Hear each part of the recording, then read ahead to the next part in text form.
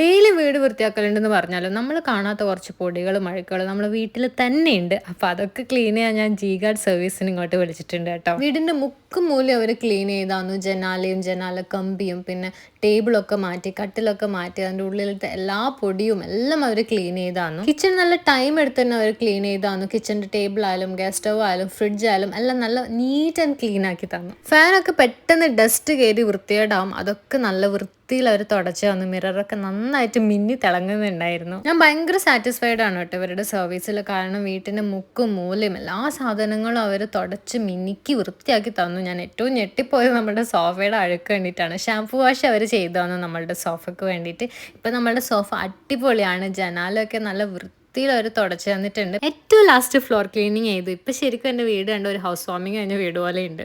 അപ്പം നിങ്ങളുടെ വീടും ക്ലീൻ ചെയ്യാൻ ഇവരുടെ സർവീസ് വേണമെന്നുണ്ടെങ്കിൽ ഞാൻ കോൺടാക്ട് ഡീറ്റെയിൽസ് ഒക്കെ താഴെ കൊടുക്കുന്നതായിരിക്കും. ഇപ്പം തന്നെ കോൺടാക്ട് ചെയ്യാം.